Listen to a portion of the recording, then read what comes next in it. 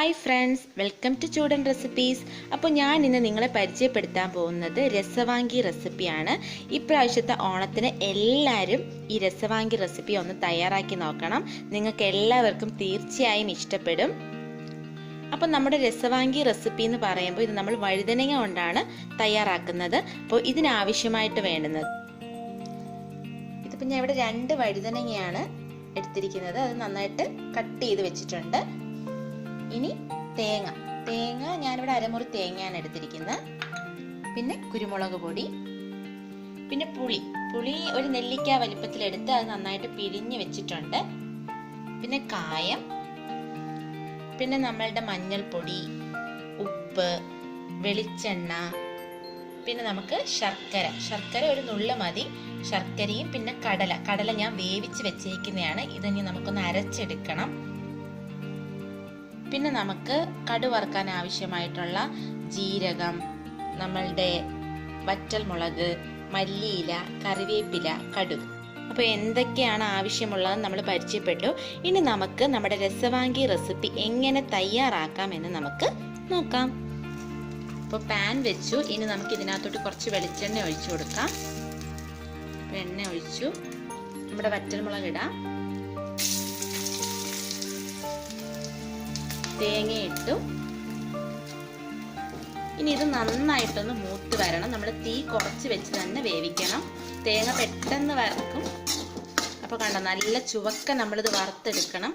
വറുത്തെടുത്തതിന് ശേഷം നമുക്കിത് ചൂടാറിയതിന് ശേഷം നമുക്ക് അരച്ചെടുക്കാം. അപ്പോൾ നല്ല ചുവന്ന് വരുന്നുണ്ട്.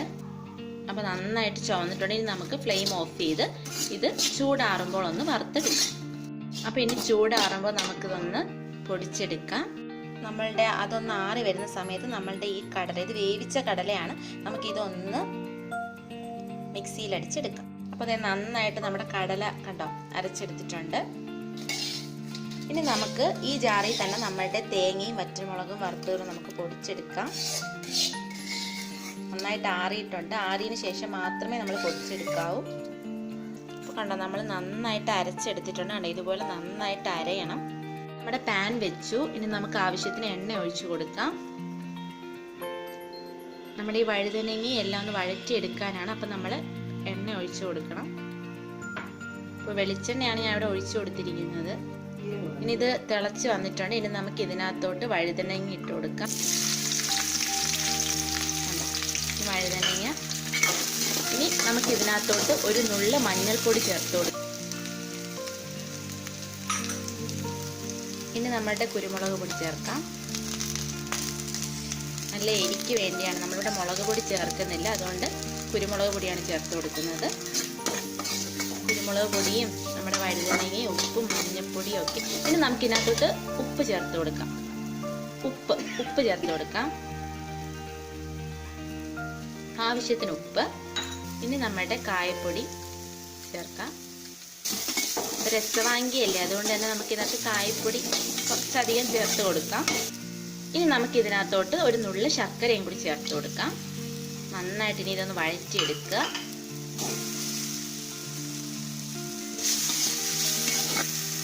അപ്പോൾ ഇത് നന്നായിട്ട് വഴന്നിട്ടുണ്ട്. ഇനി നമുക്ക് ഇതിനകത്തോട്ട് പുളി പിഴിഞ്ഞത് ഒഴിച്ചു കൊടുക്കാം.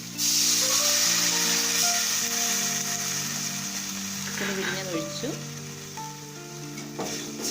കണ്ടോ, വഴന്ന് വന്നതിനകത്തോട്ട് നമ്മൾ പുളി പിഴിഞ്ഞത് ഒഴിച്ചു കൊടുത്തിരിക്കുകയാണ്. അപ്പോൾ ഇനി ഇതിനകത്തോട്ട് നമ്മളുടെ തേങ്ങയും നമ്മൾ നേരത്തെ വറ്റൽമുളക് കൂടെ അരച്ച് വെച്ചില്ലേ, അത് നമുക്ക് ചേർത്ത് കൊടുക്കാം.